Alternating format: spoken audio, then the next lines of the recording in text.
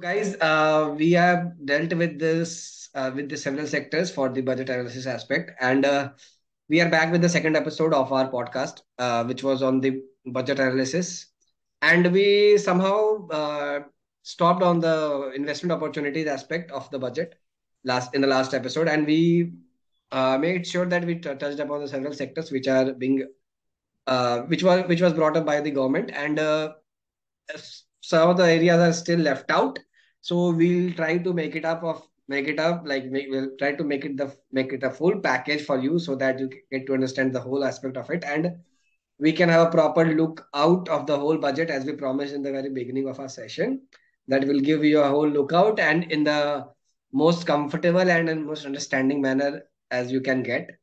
So without you know eating up much of your time, we'll definitely jump onto the topics so that we can also give you a necessary note up at the end of it. So please do follow our page on Instagram at the rate Economicstaan underscore official, and on Facebook at the rate Economicstaan.official, and on Ku at the rate Economicstaan.official.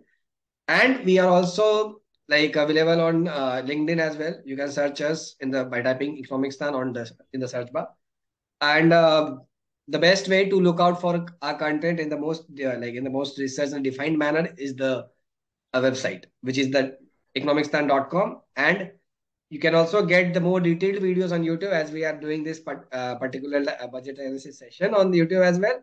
So we are coming up with so many podcasts and so many different things which you will get to know in the coming times, and we would love your support and the same sort of love which you have shown to us till now, which we would love to have it again with ourselves.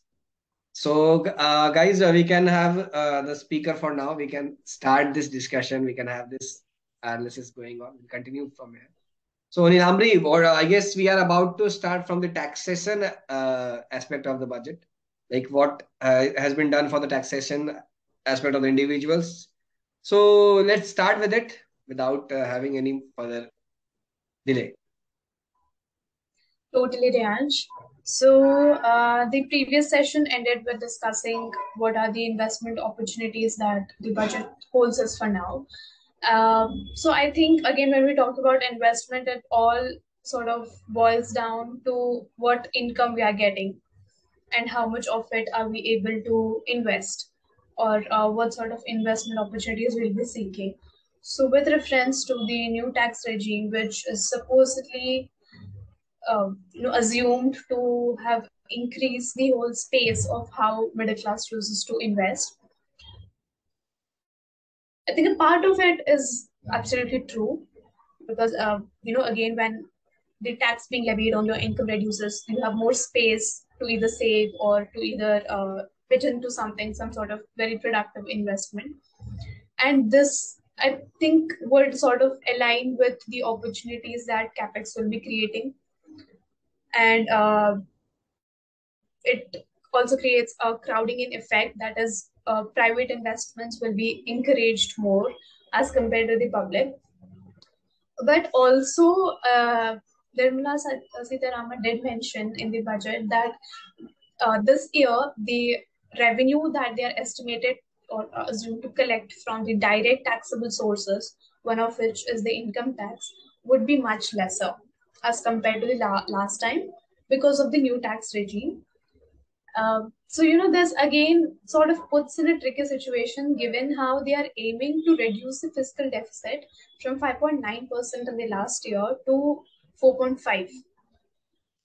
So, giving again a description of what fiscal deficit is. It's the difference between what the government makes as an expenditure and how much does it earn. India is a developing country, and we do know that post COVID there has been so much of increase in that expenditure by the government to make sure that they resurrect everything that has been affected by the pandemic and the recession and the inflation that followed post that. So I think going on with the same trend, because we did not really see much of a growth in terms of, say, employment or infrastructure in the past 2-3 years post COVID. So some sort of government expenditure has to be maintained. Like a level of it has to be maintained, and it's not very easy to cut down so much all of a sudden. Like it's not very easy to control the fiscal deficit all of a sudden. So I think that is somewhere where we actually need to see how much of it is practically possible. And also, when we talk about revenue, as I mentioned, that most of the revenue that they'll be getting from direct taxable sources is less. So it means technically we can somewhere say that if they keep on continuing the expenditure and so much of it has already been allotted to railways, to capex, and even government have been, I think state governments have been increased their whole period of the central government giving them free loans so that they could ensure that everything is on a right developmental track within their jurisdiction.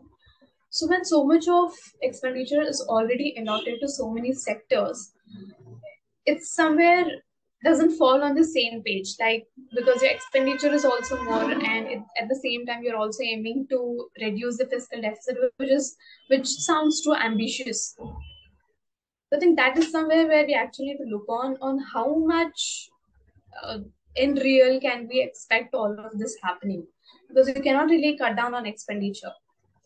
People still expect so much in terms of employment or in terms of betterment of livelihoods, in terms of social welfare. So this is something that we cannot really cut down. So I think the government has gone more into a saving sort of mode, where even in the new tax regime that they mentioned that they will cut down on some of the concessions, and maybe they will be giving government bonds, etc., to ensure that they have the other sources of revenue quite in place and packed up. But again, we need to see to what extent does this play out right when we talk about the whole idea of fiscal deficit. And also so many neighboring countries of ours, Pakistan and Sri Lanka, for example, are already falling into that default mode. So in such a scenario, it becomes really important that we learn some lessons from them and make sure that we do not really slip into such a situation. But this is something that I have on my mind. What Uh, about you? yeah, I would like to add on to one of those things. Like, mainly is somewhere we can see that the taxation benefits are not being uh, that much to the mark, which is to the personal tax holders, as it is to the corporate tax holders. So, like it is, it like as we have, as I mentioned in the earlier, no, as I mentioned earlier in the last episode as well, in the last discussion of ours, is that this government is somewhere having a budget which is sort of a capitalist approach, and which is reflected in each and every aspect of it. Like as I pointed out right now, that this budget is tax friendly to the corporate sides more as compared to the individual taxpayers. As and this is true for the fact that they keep on pointing out the GST figures, the GST collection figures, which keeps on rising each and every month. So it's more of it's looking like in the year on year growth for the corporates. That's the way they are looking it for the corporate. They are looking as the quarter on quarter growth of the GST collections. The government is trying to make sure that they are doing a lot of stuff for the corporate tax holders, but to make sure that they are also, they are also keeping in mind the individual tax holders. They have brought this new tax regime, which is in a way is not that much beneficial if you go on from the whole taxation computation basis. Like me, along with for one, like few of our friends, did a small calculation of this aspect. So ultimately, it comes down to the aspect that you are not benefiting much from this new tax regime. It's almost falling on the same lines as compared to the old tax regime. So, I what think it's sort of differently structured or differently put, but it boils down to the same page. correct? And in a way, it is also it is also looking as if that they have made this new tax regime for the high end consumers, high end taxpayers. Like it has made it more flexible for those people to save taxes, which is, I guess, I don't know from what angle is ideal for the economy, but they have made it, and I in the long run, I guess the economy is going to suffer by that. Uh, we talk about reducing the fiscal deficit, we talk about reducing the burden on the economy, but by taking these initiatives, nothing is going to change. Rather, it might worsen up in short run, but it is not going to change much because the like whatever budget is made, it is having a futuristic approach. But that is what is missing in some aspect of this budget, at least. I won't mention for sure for the previous budget, but this budget is surely missing some of the futuristic approach of it, and which is true for the taxpayers as well, because the expectation was way too much from the individual taxpayer side, as as it was in the last year's budget. But the government has not listened to it, just like always. And we are going to face some serious consequences after that. But on an average, this is good for the corporates. But see, it's good for the corporates, it's good for the individuals. They are following the step by step economic cycle, but it is not it's still not that like approachable or that much accessible to all. The benefits are still not accessible. So what exactly are we going to see in this year will be reflected in the yearly reports, but this is going to have a negative impact on this year's but reports, which I believe that this year's report might be having a negative, like increase in somewhat in the fiscal deficit, if the government not changes some of their policies or some of the fund allocation in the middle of the year. As they do, they might opt for some revisions in the middle of the year, but if those revisions doesn't come up, it is going to be a burden for the economy in the long run, which might see at the end of the year. And talking about the next aspect, as we are talking about the burden, so the biggest burden on any of the economy is the fiscal deficit, right? Like how much you are spending more on the things which you are procuring from other sources, as compared to the things which you are like for which you are getting money from others, right? So this is something which India is having a negative fiscal deficit from a long, long, long, long time. We are somewhere in the living in the zone that might not see the positive fiscal deficit in again, like in the coming 10 to 20 years. We might not see that, as the burden is way too much. So what is done in that regard, I'm not so sure what is going to change this year. But yes, I would like to go on to your opinions first. Like I would like to listen to your opinions first on this. I like since you mentioned about corporate tax, so I've read this one article recently, maybe a while ago, which actually mentioned how MNCs have been exiting India, and that in actuality stays something so in a juxtaposition to what the budget is trying to say, and also given that India is somewhat in the limelight in the whole G20 scenario, there's this one proposal being made that MNCs all over, like international corporations that have been set up in other countries, host countries.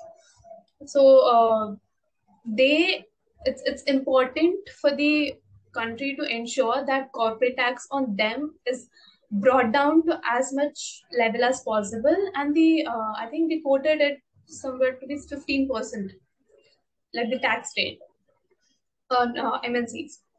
But when we look at the Indian scenario, it is much more than 15%. And the one of the ways in which the burden on government to spend so much in the economy can reduce is when it actually encourages private investment. Because private investment can come in, it can create employment, growth opportunities, development, everything. So it's sort of like brings down the burden on government. But when we see if it's actually happening, then the scenario is completely different. Companies are exiting India. So many jobs are being lost. So I think even that aspect of it is not completely defined. It's not. empirically um, justified as such, because what's actually happening is completely different to that. And if they are planning to create such a favorable environment for crowding in effect to welcome private investments, then I think they need to have a proper structured way for that also. Just reducing the taxation, reducing the burden on middle class wouldn't be enough. And also, when we talk about middle class, as you mentioned, there are different strata. There's upper middle class, there is lower middle class, there's a segment in between.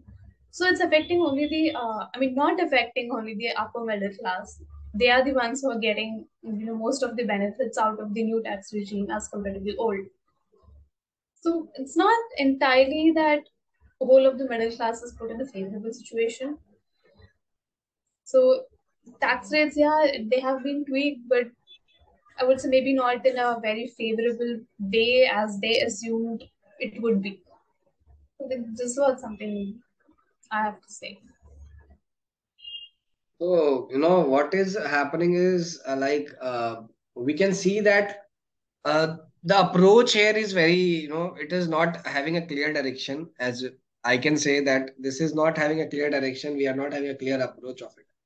What could have been done is not there. It's still missing. And what the government could have done to, improve the status of the fiscal deficit is somewhat lagging, is still lacking when we look at it.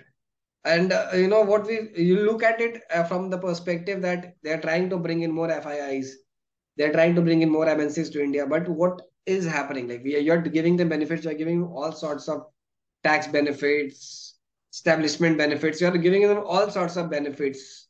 But what is the end result of it? You are not yielding much more from that.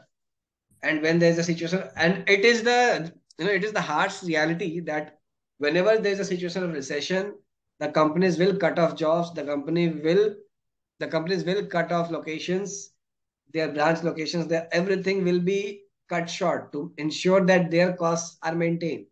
But why isn't this corporate way of dealing with the recession is not having any sort of effect on this public dealing of this recession? We are the tools which are there for the for dealing with the recession and for any inflationary situation is quite, when you look down at the books, like in the books and the theory, the tools, it is looking way too good. It will give you a very good picture, like, yeah, we can do this by reducing this, by increasing that. But what exactly is happening is not having a clear idea. When we look at the rates, the repo rates are hiked. Yes, a good point. But what about the other tools? You can also, if the other tools, like what I'm saying is, if the government can use the different tools of inflationary control or recession, how to tackle recession, then if the tools are used in an aligned manner, then there might be a different scenario. It is like what is it in its present? So what I would like to state is that if the things are there in a theoretical manner, if someone else is practicing, like we are living in a globalized environment, we are not yet living in a world that, yes, we are in India, then we'll simply follow our own way of functioning. We can, or we might copy, or we might learn from those like experiments or incidences, or even the use cases which are there in different countries, or in different economies. But why isn't the case when it comes to this, dealing with the things which is the serious things?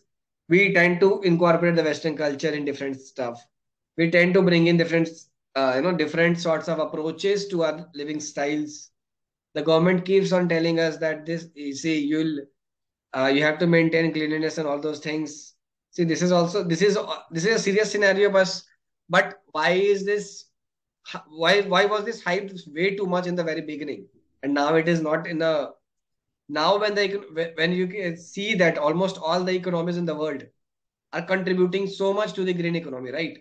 They are trying to bring in so much of funds to there, or bring in some awareness program initiatives, so that the economy can be more greener and more, it is.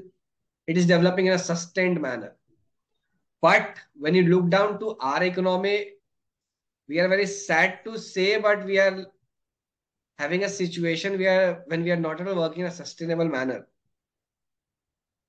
And even the sustainability is not promoted. That's the main issue here.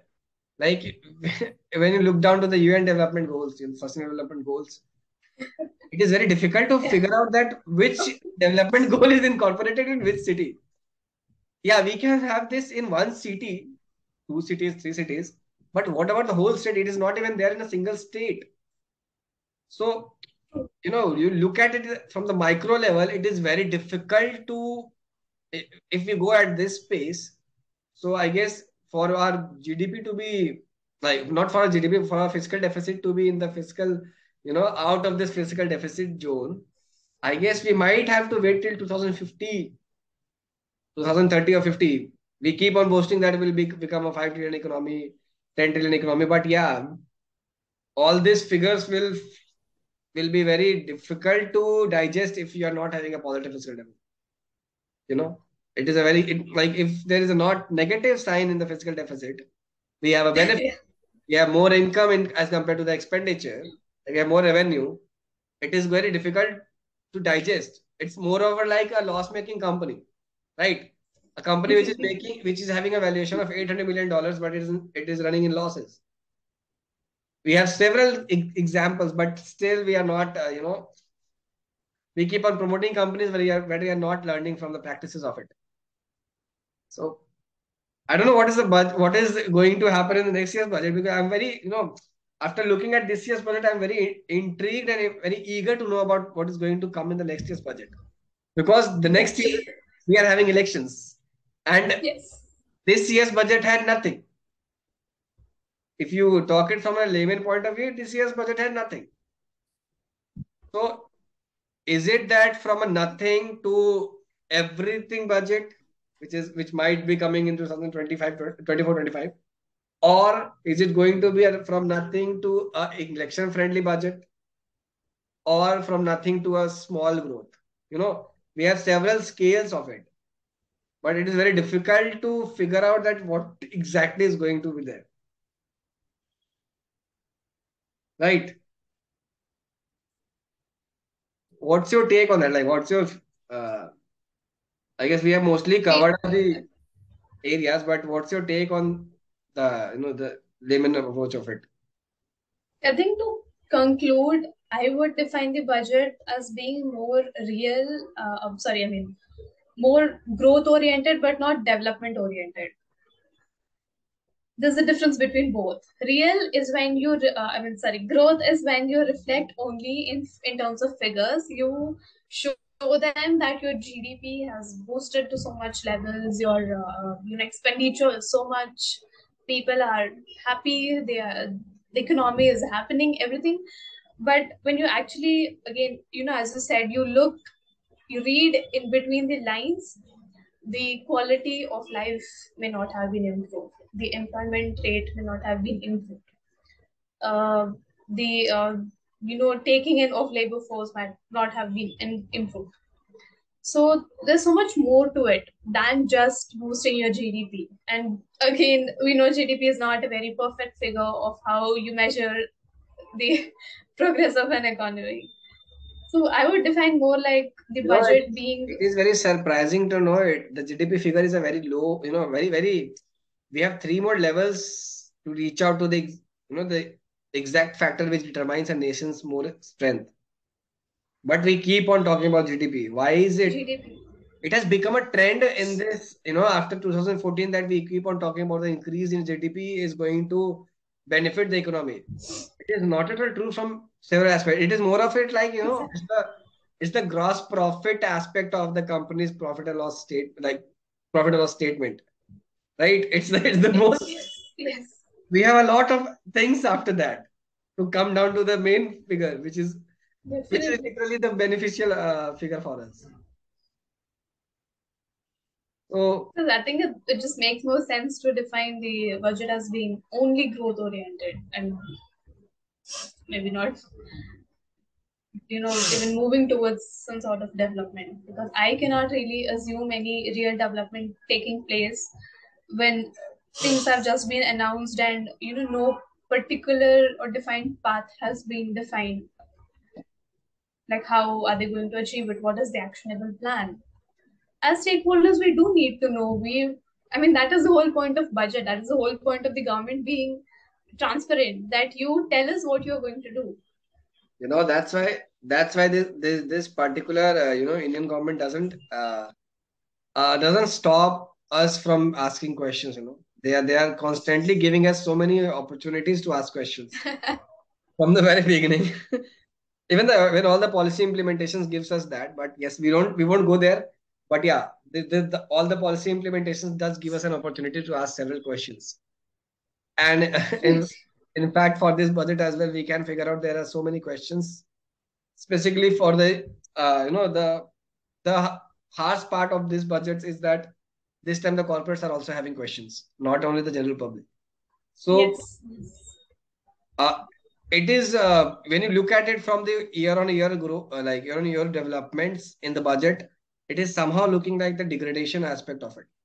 It is not growing. The budget should have a positive approach. Like, yeah, if we have something budget in this year, then the next year's budget might be something more developing, right? But we are not, as Yes, you yes. rightly mentioned, that it is not a developing budget.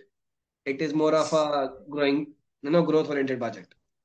So I guess we could conclude on that point, right? That as we mentioned, that we, the team of Economicstaan, we would like to, put forward this notion that this budget is a growth oriented budget, not a development oriented budget. And there are several questions which are hidden in this yes budget. And also, also a contradictory point to this announcement for different sectors is that there are several things which are being contradicted by the like the previous years statements being made. So a lot to be answered, a lot to come up, but what we are going to expect in this year's developments will definitely come up with so many different videos and podcasts. Don't worry, we'll try to make it as simple for you to make sure that the budget, even if there's some changes in the fund allocations to different sectors, as we mentioned that the government sometimes do a small revision, but if there isn't, then we'll definitely take up that in a, I guess we are having some webinars or something like that to figure out the economical functions, how the economy has functioned till now. So we will try to make sure that everything is kept at a good place for you, and we'll try to keep everything on a plate, rightly decorated for you with all sorts of information with easy terms. You don't have to eat something with knife, fork, and all sorts of different cutleries, but you have to simply have a bite of it just by using your spoon or something. A single cutlery can do the whole work. So that's what we are trying to do. That Economicstaan is trying to make sure that everything related to the economics is rightly pointed out by Economicstaan and in a most comfortable and convenient manner. So, Nilamri, what is your last take? Like, what is your last opinion for? Like, what is the audience opinion? Like, what are they going to think? Like, what is the audience aspect of it? Like, what they will figure out? Like, like we are doing this session from our perspective, right? But what do you think that from audience will think of this and like of this initiative of us? I think I would be more intrigued to know what they think about our sessions and the whole budget thing in the comment section. So we could get like a collective opinion, and maybe we could use it, as you mentioned, for our further sessions. So people who are looking up for jobs and uh, some sort of income opportunities, I think would very much agree with what we have discussed. We'll see how the perspective varies for corporates and people in other fields respectively. So I'm looking forward to know their opinion too. Exactly. So Nilamri, I guess I'm also excited to know what is going to be there in the comment section and what is the feedback that we are going to get on this, because we did it in a very, in a very real terms, not as Yes. we expected for the budget, but yes, we were real about this whole session, and we tried our best. So guys, it's now your turn to make sure that you make sure that what we did was like to, to give your opinion on it, like what we did was correct, not correct, or what else we could have done, what else we could do in the further sessions, what topics we could take up more, what what areas you do want to know the economics behind of it, right? So do let us know, drop in your queries, drop on your comments, drop in your suggestions. We are open to each and everything, and criticism the most important thing which we are open to, because we love experimenting and we love, developing our core strengths. So it's a great honor to have you, Nilamri, again with us, and we'll definitely love to have you again and again for our further sessions. And Thank you, Nirmala. guys, it's an honor. And guys, it would be great if you could just, share it with your friends and people who might be interested to know the reality of the budget. And if someone might not have understood the budget, then they could have a clear, they could have a realistic approach of idea of it, that like what could we expect from it and what was there. So we would love you if you could share this with your friends and circles. And yes, please Yes, drop your and comments. especially people from non-economics background, we tried diluting everything with so many examples and actual theories, so that it would be much more easier for you to understand. So Exactly. we would love it if it's more widely shared. All right then, guys, we'll end it up on that note. Thank you so much. Thank you so much for for supporting us. Do follow Economicstaan. Go and check out our website, economicstaan.com. Do check out Nilamri on Instagram. Do check out me on Instagram. We will mention all our Instagram IDs in the description and all the social media details of Economicstaan. Thank you so much. It was great having you guys. Bye bye. Have a good day. Bye.